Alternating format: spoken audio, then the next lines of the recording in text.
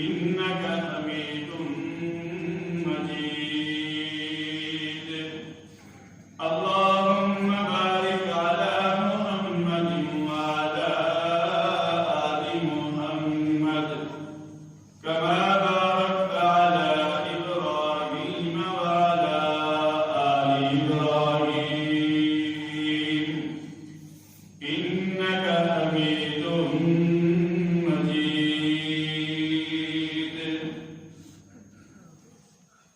بزرگان محترم معزز سامعین،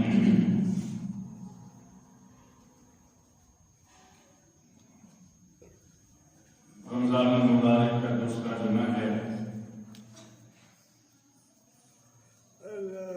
اور آج 10واں روزہ ہے. رات کی تراویح میں سورہ ہود اور سورہ یوسف کی تلاوت کی گئی.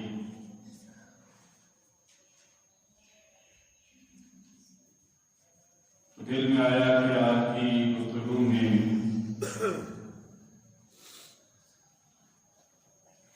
سورہ یوسف کی مناسبت سے ہی کچھ باتیں عرض کی جائیں.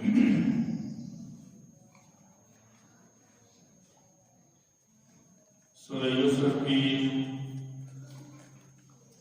ایک آیت مبارکہ تلاوت کی گئی ہے.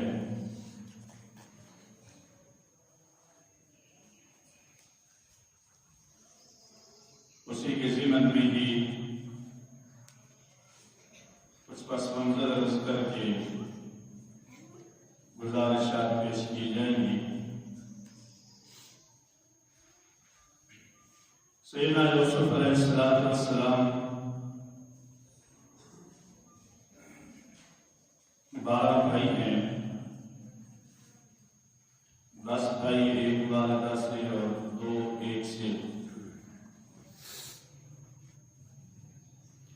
سیدنا یوسف علیہ السلام کو اللہ رب العزت نے حسن و جمال اور خوبصورتی بھی بہت عطا کی. حدیث مبارکہ میں آتا ہے کہ سارے انسانوں کو یا ساری کائنات کو جتنا حسن و جمال اور خوبصورتی عطا کی گئی ہے آدھا حضرت یوسف علیہ السلام کو دیا اور آدھا ساری کائنات کو دیا.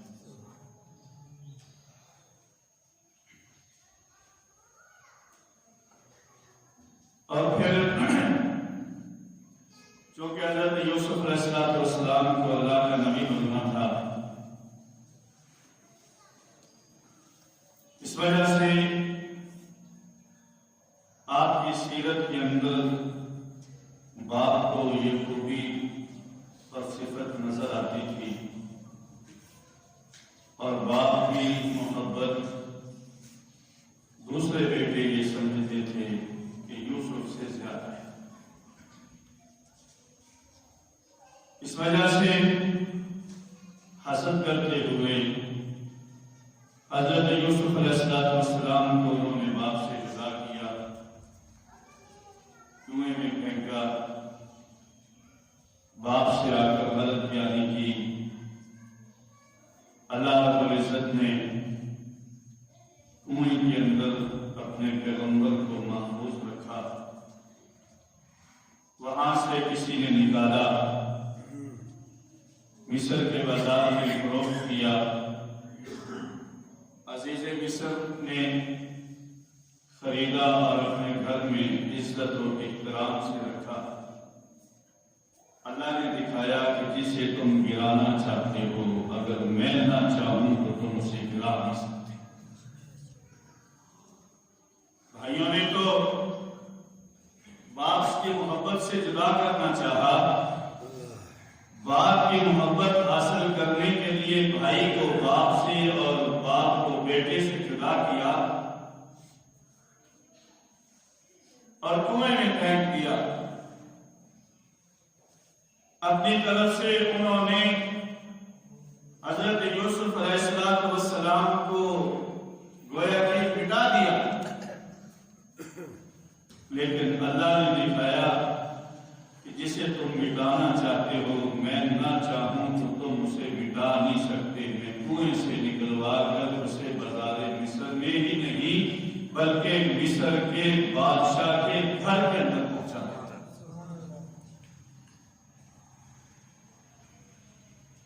اب بادشاہ مصر کے گھر کے اندر اللہ کی طرف سے ایک اور آزمائش آئی۔ عزیز مصر کی بیوی نے گناہ کی دعوت دی، سیدنا یوسف علیہ السلام نے اپنے آپ کو بچایا۔ بات آپ سنتے رہتے ہیں، جانتے ہیں، بظاہر اسباب نہیں ہے، اور زلیخا نے ایک دروازے کو تالا نہیں لگایا، بلکہ روایات کے مطابق 7 دروازوں کو بند کیا اور تالا لگایا۔ اور قرآن نے بھی بات نہیں کہا بلکہ اغلقت الابواب کہ اس عورت نے دروازوں کو بند کیا۔ اب بظاہر تو انسان کو اپنا ہتھیار ڈال دینا چاہیے کہ اب میں کیا کر سکتا ہوں، یہاں سے کیسے نکلوں گا، نکلے کی راستے تو سارے بند ہیں۔ لیکن اللہ نے بتایا اور دکھایا کہ اگر راستے بند ہوں تم ہمت کرو، ان کو راستوں کو کھولنا میں رب کا کام ہے۔ کھولے یا نہیں کھولے؟ اللہ فرماتے ہیں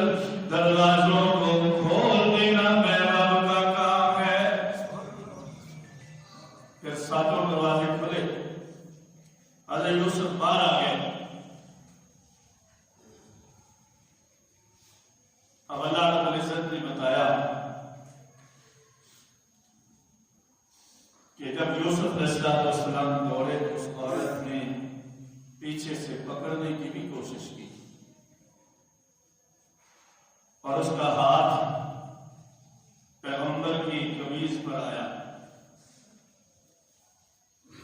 اور اللہ نے جتنی قمیض کا ٹکڑا اس کے ہاتھ میں آیا تھا اتنا ہی ٹکڑا اس کے ہاتھ میں رہنے دیا۔ پیغمبر کو صرف نہیں بچایا بلکہ پیغمبر کے لباس کو بھی بچایا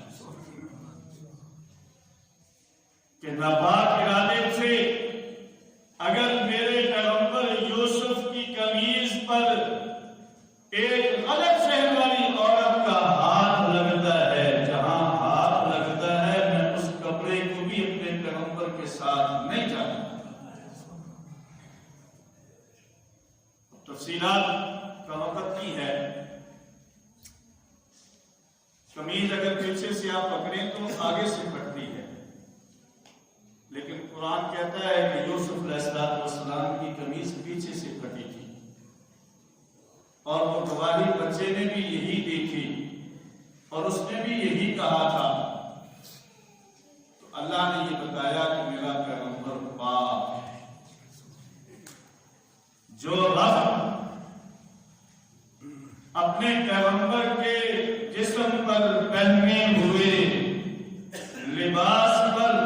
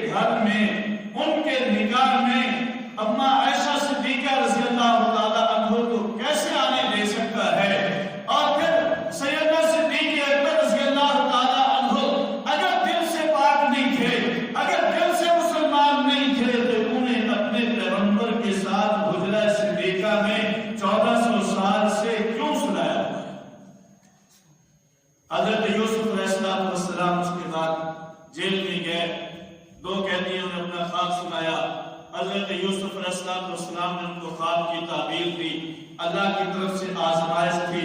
کئی سال تک حضرت یوسف علیہ السلام جیل میں رہے، اور جیل میں رہنے کے بعد جب اللہ کو منظور ہوا، مختلف جو ہے اس کی تاریخیں آتی ہیں، بادشاہ کو اللہ نے ایک خواب دکھا دیا، اور جب خواب دکھا دیا اس نے کہا کہ میرے خواب کی تعبیر بتاؤ۔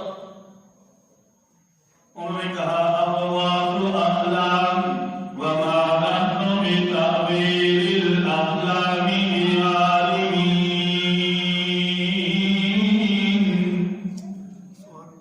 سبحان اللہ۔ اب لوگوں نے کہا جو تعبیریں جانتے تھے کہ ہم نہیں جانتے، یہ تو آپ کے دل کے خیالات ہیں، بادشاہوں کے خیال دل میں خیال آتی رہتے ہیں، روزانہ نیا پروپیگنڈا، ہم نہیں جانتے۔ اب اللہ فرماتے ہیں جو جس قیدی کو تعبیر بتائی تھی اس کو اس وقت یاد آیا، وہ گیا اجازت سے، حضرت یوسف علیہ السلام کو خواب سنایا، آپ نے خواب کی تعبیر بھی بتائی، تدبیر بھی بتائی، اور کرنا کیا ہے اور کیسے پاک میں ملک کی جو کچھ چلانا ہے سارا اس کا حل بھی بتا دیا۔ اب وہ واپس آیا، اب جب آیا بادشاہ کو بتایا کہ نہیں اس طرح قیدی نے بتایا ہے اور آپ کے خواب سے یہ تعبیر ہے، اس نے کہا کہ اسے بعد باہر لے آؤ۔ یہ تو اتنا صاحب علم آدمی جیل میں کیسے رہے؟ اب جب لینے والا رہائی کا پروانہ لے کر آیا تو حضرت یوسف علیہ السلام نے نکلنے سے انکار کر دیا۔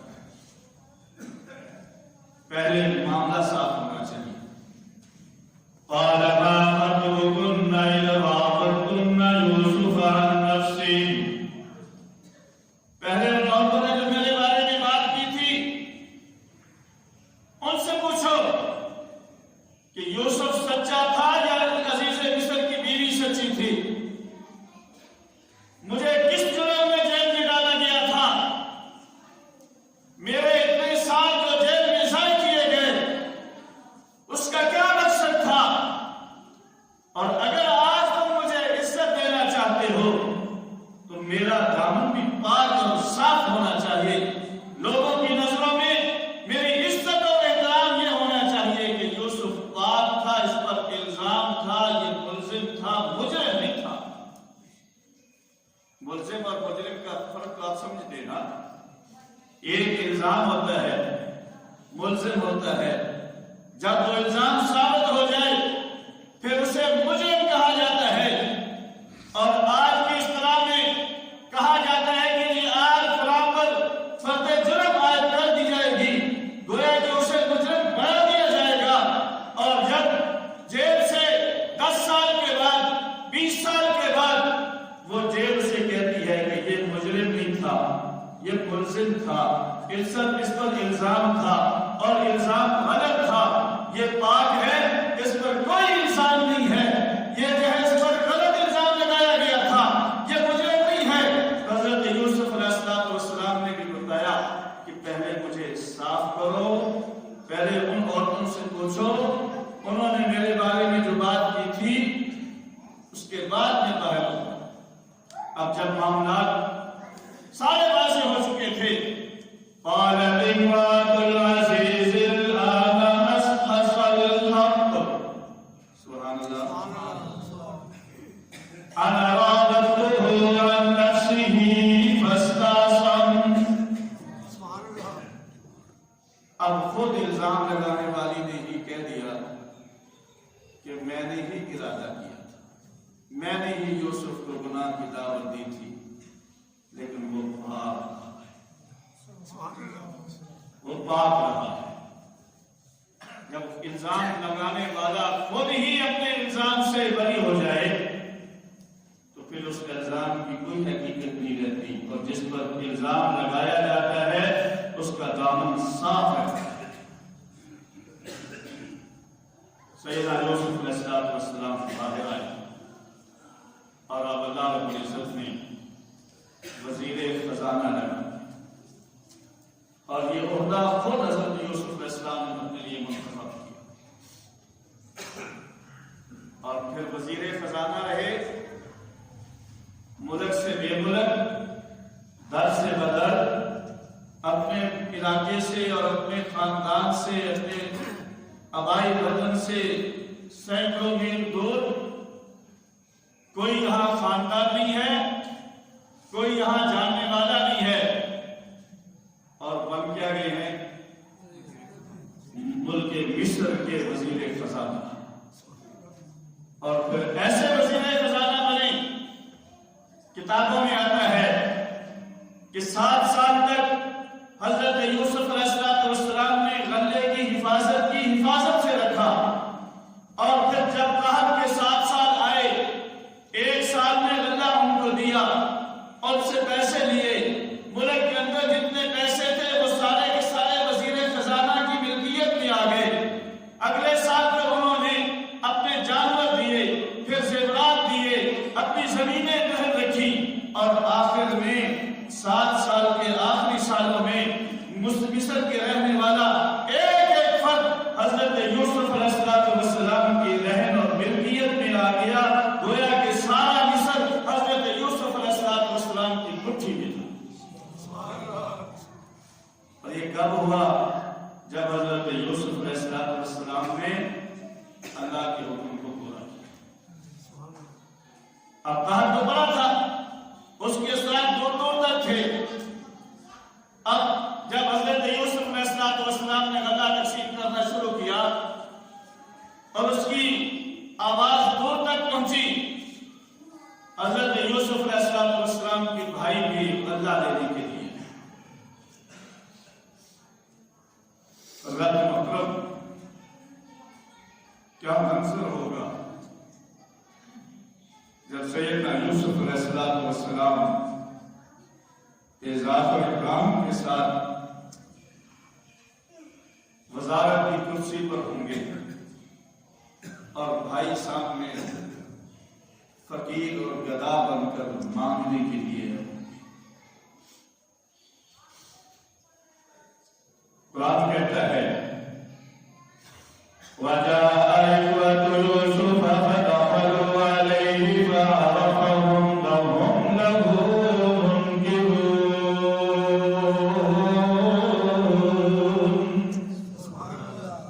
بھائی آئے، جب یوسف علیہ السلام کے سامنے آئے، حضرت یوسف نے انہیں دیکھتے ہی پہچان لی۔ پیغمبرانہ فراست ہے، اور پیغمبر کا دماغ اتنا ہی بلند ہوتا ہے جتنی اس کی شان اور عظمت بلند ہوتی ہے، اور وہ نہیں پہچان سکتے۔ ان کے دل میں نہیں تھا، خیال نہیں تھا، وہم میں بھی نہیں آ سکتا تھا کہ یوسف یہاں بھی آ سکتا ہے۔ ان کے ذہن میں تو یہی تھا نا کہ ہم نے تو کوئی پھینک دیا تھا، بس ختم۔ لیکن اب اللہ کی طرف سے آزمائش تھی، ابھی اجازت نہیں تھی بتانے کی۔ حضرت یوسف علیہ السلام نے ان کو غلہ بھی دیا، اور جو کچھ وہ لے کے آئے تھے وہ بھی انہیں واپس کر دیا۔ گفت و شنید کے بعد ان کے ساتھ یہ طے کیا کہ آئندہ اپنے 11ویں بھائی کو لے کر آؤ گے تو اللہ ملے گا، ورنہ تمہیں بھی نہیں ملے گا۔ اب یہ پہلی دفعہ ہے۔ واپس چلے گئے، والد سے جا کر سارا تذکرہ کیا، والد سب کو تیار کیا، اور والد کو تیار کرنے کے بعد بھائی کو لے کر دوبارہ مصر میں آئے، اور حضرت یوسف علیہ السلام کے پاس پہنچے۔ بھائی کو حضرت یوسف نے اپنے ساتھ ٹھہرایا، اور دوسرے دو بھائیوں کو علیحدہ کمرے دے دیے، اعزاز و اکرام کے ساتھ انہیں ٹھہرایا۔ اب انہیں غلہ دیا، اور غلہ دینے والوں سے کہا کہ جب تم غلہ دو، جس پیمانے کے ساتھ تم غلہ دے رہے ہو، یہ پیمانہ بن یمین کی بوری میں رکھ دیا۔ جب بوری میں رکھ دیا اور غلہ لے کر وہ روانہ ہو گئے، روانہ ہونے کے بعد پیچھے سے آواز دینے والے نے آواز دی، یا ایھا الغیر انکم لسارقون۔ او قافلے والو، او 11 آدمیوں جو دور سے آئے ہو، ہمارے عزیز نے تمہیں بڑے اعزاز و اکرام کے ستر کے ساتھ رکھا، تمہیں عزت و احترام کے ساتھ رکھا، اس کا صلہ تم نے یہ دیا ہے کہ تم چوری کر کے جا رہے ہو۔ قالوا وَأَقْبَلُوا عَلَيْهِم مَّاذَا تَفْقِدُونَ قَالُوا نَفْقِدُ صُوَاعَ الْمَلِكِ وَلِمَنْ جَاءَ بِهِ حِمْلُ بَعِيرٍ وَأَنَا بِهِ زَعِيمٌ۔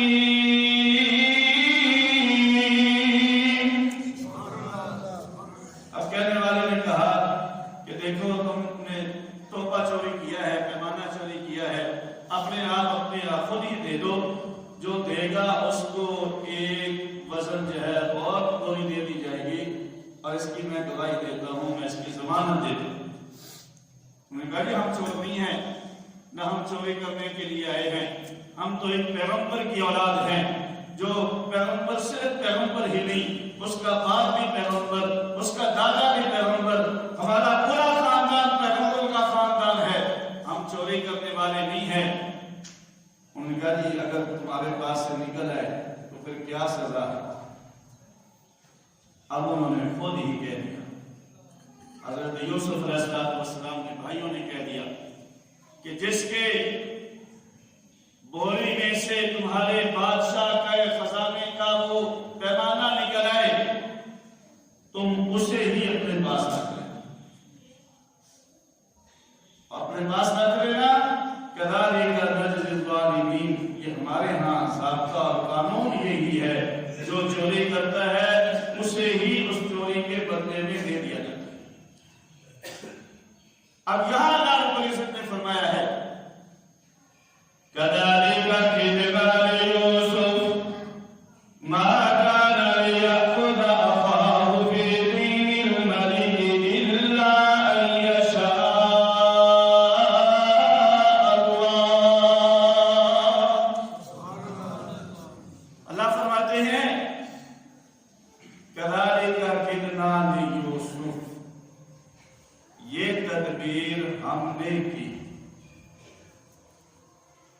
یہ تدبیر ہم نے کی۔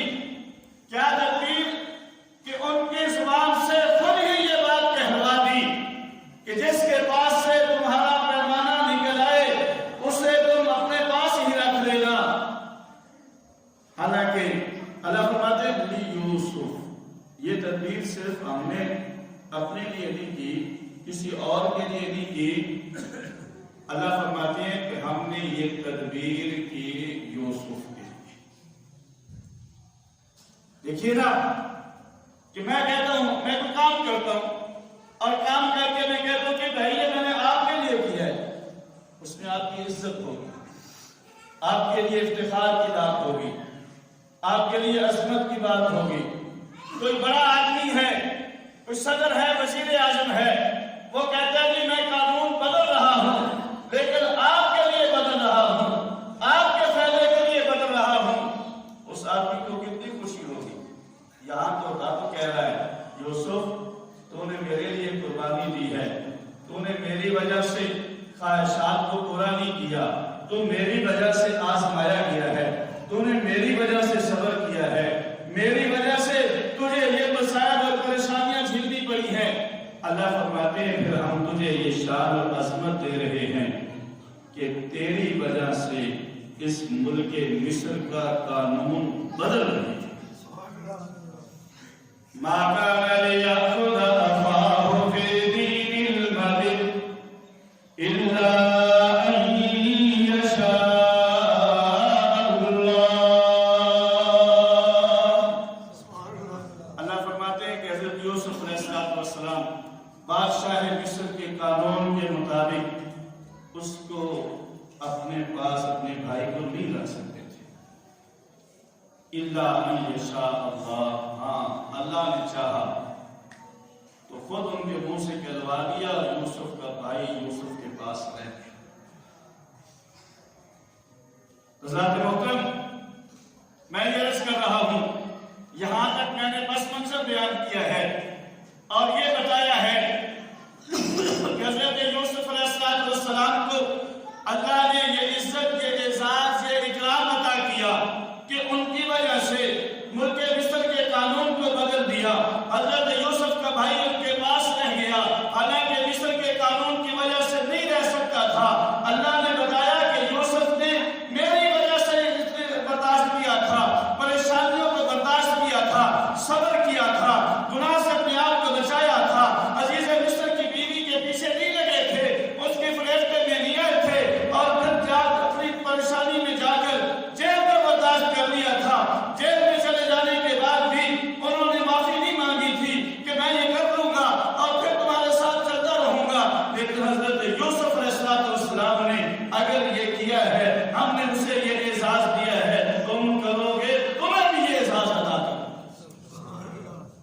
اور پھر اللہ نے دکھایا ہے، آپ سیرت کو دیکھ لیں، نبی اکرم صلی اللہ علیہ وسلم کی سیرت کو دیکھ لیں، اللہ کے پیغمبر نے بھی ایسی ہی آزمائشیں اٹھائی ہیں، پریشانیاں اٹھائی ہیں، صبر کیا ہے، اور پھر اللہ نے وہ اعزاز عطا کیا ہے کہ اللہ کے پیغمبر علیہ السلام کے ساتھ کھڑے ہو کر کافر کھڑے ہیں اور آ کر اللہ کے پیغمبر سے کہتے ہیں آج یہ سورج چمک رہا ہے، یہ چاند چمک رہا ہے، رات کی 14ویں رات ہے، یہ چاند کو اگر تم 2 ٹکڑے کر دو تو ہم آپ پر ایمان لے آئیں گے۔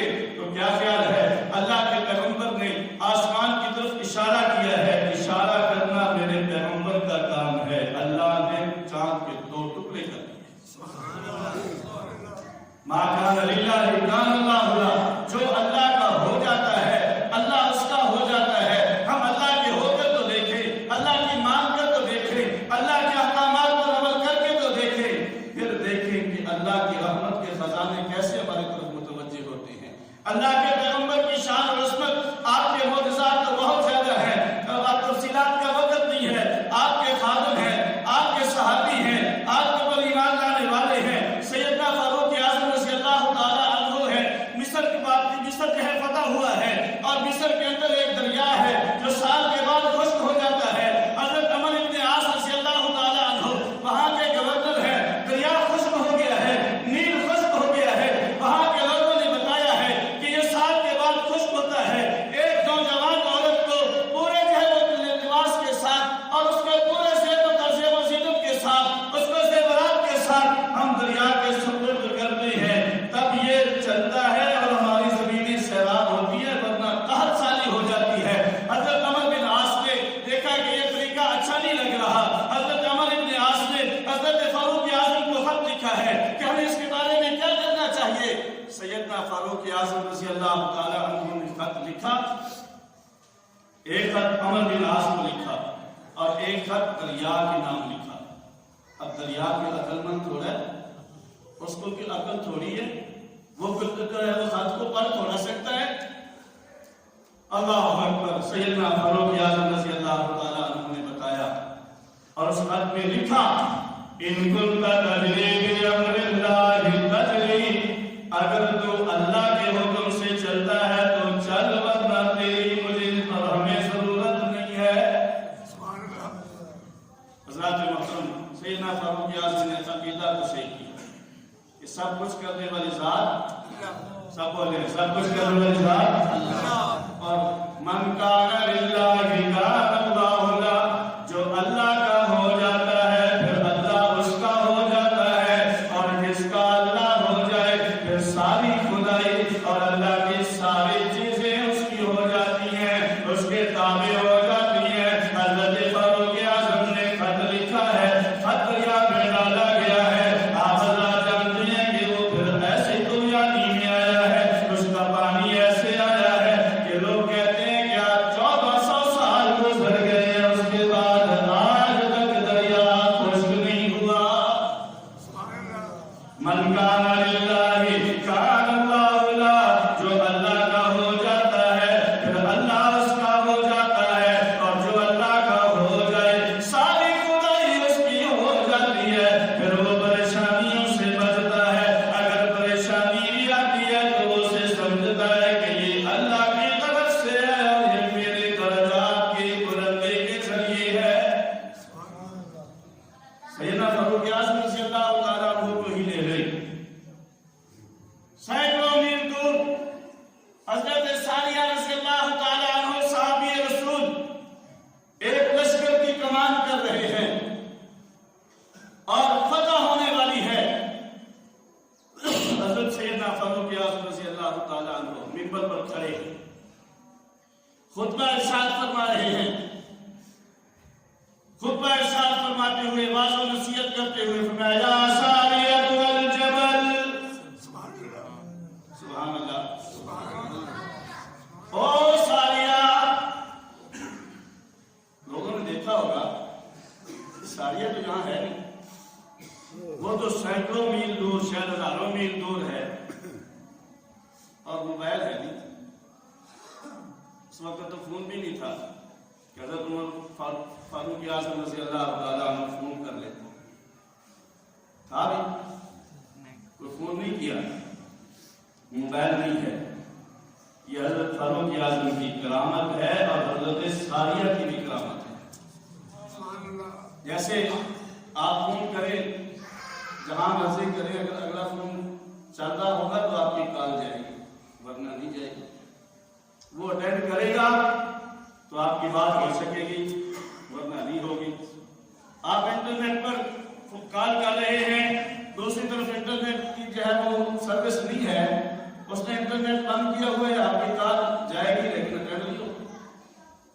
سیدنا فاروق اعظم رضی اللہ تعالیٰ عنہ مسجد نبوی میں کھڑے ہیں، خطبہ ارشاد فرما رہے ہیں، اور یا ساریہ والجبل، او ساریہ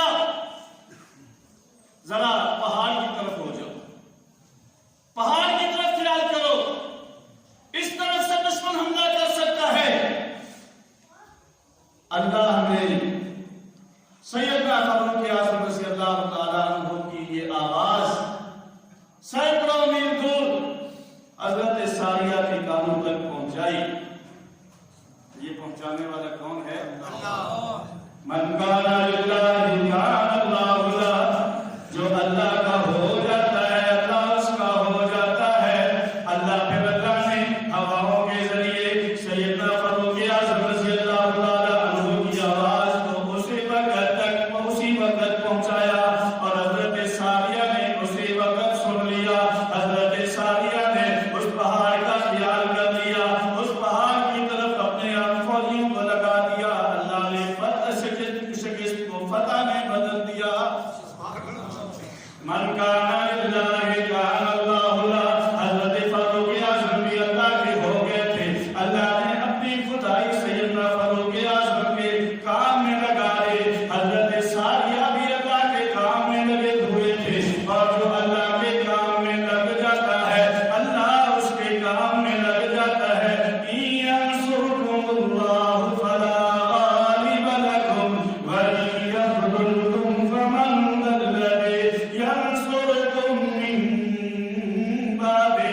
اللہ کے کام میں تم لگ جاؤ، پھر اللہ تمہارے کام میں لگ جائے گا، اور جو اللہ کا ہو جاتا ہے اللہ اس کا ہو جاتا ہے۔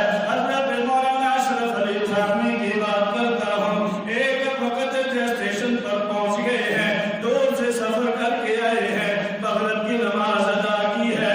من کان للہ کان اللہ لہ، جو اللہ کا ہو جاتا ہے اللہ اس کا ہو جاتا ہے۔ لوگوں کے دل اس کے طرف لگا دیے جاتے ہیں، لوگ اس کے دل کی بات کو سمجھنے لگ جاتے ہیں۔ اسٹیشن پر پہنچے ہیں، نماز ادا کرنی ہے، نماز کے لیے اسٹیشن ماسٹر کا کوئی خصوصی کمرہ ہے، وہاں انہیں نماز کے لیے جگہ دے دی گئی ہے۔ حضرت تھانوی نے نماز ادا کی ہے، فرض کے بعد خواتین ادا کرنے شروع کر دیے ہیں، نوافل ادا کر رہے ہیں۔ دل کے اندر خیال آتا ہے کہ یہ جو لائٹ، یہ جو بلب لگا ہوا ہے، بلب کا زمانہ تو اس وقت نہیں تھا، لالٹین ہے، یہ لالٹین جو انہوں نے لا کر میرے لیے رکھ دی ہے، یہ صرف میرے لیے تو نہیں ہے، یہ تو عوامی چیز ہے، اس میں سب کا حق ہے، اور انہوں نے میرے لیے لا کر رکھ دی ہے، یہ تو جائز نہیں ہے۔ یہ دل کے اندر خیال ہے، اور نماز کو جلدی ختم کیا، اور اسٹیشن ماسٹر کو بلوا کر کہا کہ بھائی یہ آپ نے یہاں میرے لیے لگا دی، اس کو یہاں سے اٹھا، جہاں یہ لگتی ہے اس کو وہیں لگا۔ یہ سب کی مشترکہ چیز ہے، اور مشترکہ چیز کسی لیے خاص تو نہیں ہو سکتی۔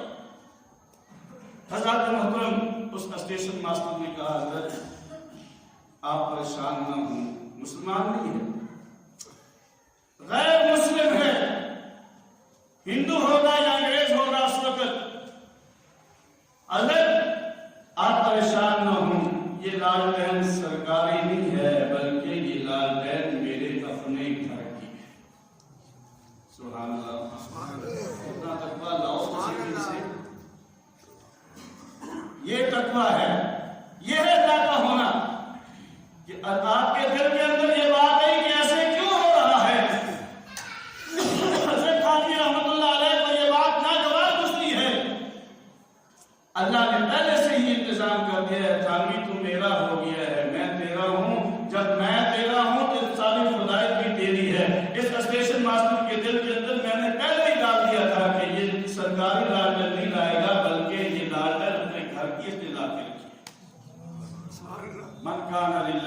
सुभान अल्लाह। अल्लाह की हुक्म तो देखो। हुज्जतुल इस्लाम हजरत मौलाना मोहम्मद कासिम नानोतवी रहमतुल्लाह अलैह, हम सब के सरों के ताज, जिन्होंने दारुल उलूम देवबंद की बुनियाद डाली है, देवबंदियों के सबके उस्ताद, उनके सामने उनको यूं कहें कि शरीर करने के लिए, बदनामी करने के लिए, बुरा भला कहने के लिए मुखालिफिन ने एक नौजवान को जिंदा चारपाई पर लिटाया और उससे कहा कि तुम्हें उठना नहीं। जब मौलवी साहब जनाजे का सलाम फेरे ना तो उसको ऊपर उठ गया। आप कहेंगे देखो जी ये मौलवी जिंदों में जनाजे पढ़ा। हालांकि मौलवी को क्या पता कि चारपाई पर तुम्हें क्या साफ ज़ाहिर हारेंगे तो थोड़ा देखना होता। अब हजरत के पास आ गए, हजरत जनाजा पढ़ाना है। हजरत ने फरमाया कि भाई जनाजा किसी और से पढ़वा। अब बात लंबी हो रही है, ये जनाजे की बात है और एक फिर निकाह की भी बात है। वो निकाह पढ़ाने वाले भी दारुल के देवबंद के फखर हजरत मौलाना अहमद अली लाहौरी रहमतुल्लाह अलैह, लाहौर के शेख तफसीर रहमतुल्लाह अलैह, गवर्नर मोहम्मद खान आपके पास आया कि मेरी दो बेटियों का निकाह है, आपने पढ़ाना है। हजरत ने कहा किसी और से पढ़ा लो। उसने कहा नहीं कि आपसे ही पढ़वाना है, मैं और किसी से नहीं पढ़वाऊंगा। अगर आप नहीं पढ़ाते तो मैं निकाह ही नहीं करता, शादी ही नहीं करता। हजरत ने कहा अच्छा फिर मेरी शर्त है, पहली बात तो ये है कि अपनी सवारी पे आऊंगा, तेरी सवारी गवर्नर हाउस की सवारी नहीं है। जब मैं पहुंचूंगा इतने वक्त पर पहुंचूंगा गवर्नर हाउस और तो दरवाजे पर खड़ा होगा। ये जो मैं बयान कर रहा हूं, ये बयान मौलाना तारिक जमील साहब ने किया है और उन्होंने बताया है, जो इस वाक़े के खुद शाहिद हैं, जिस वाक़े में खुद हज़रत लाहौरी रहमतुल्लाह अलैह के साथ थे, मौलाना मोहम्मद जमील साहब जो रायगढ़ के इमाम रहे। और फिर निकाह पढ़ाऊंगा, कोई फीस भी लूंगा और तेरी कोई वहां से दावत खाना भी नहीं खाऊंगा। उसने कहा ठीक है।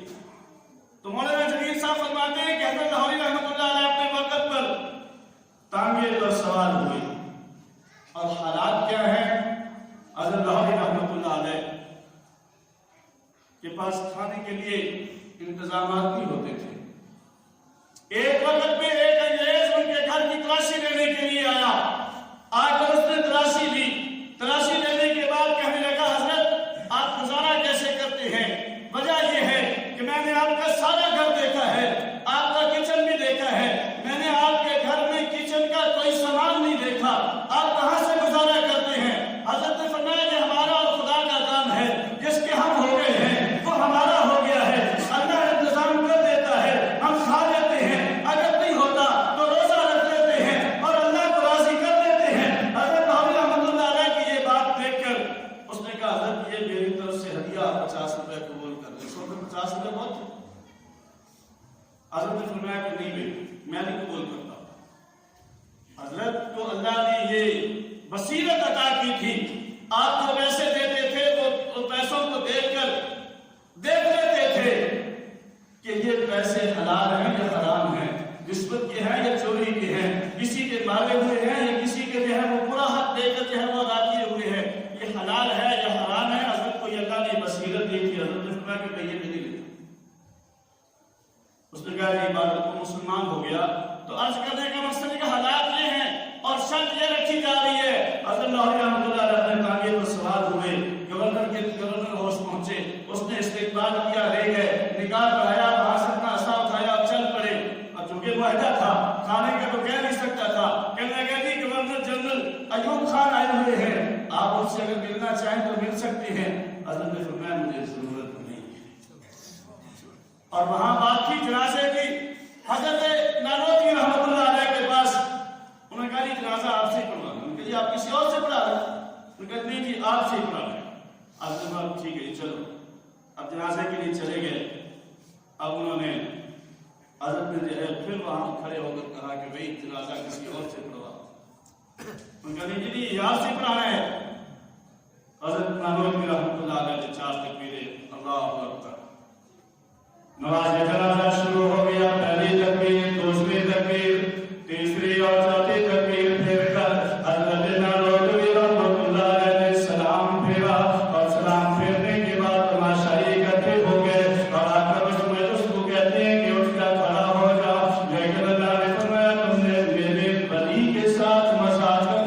कोशिश की है,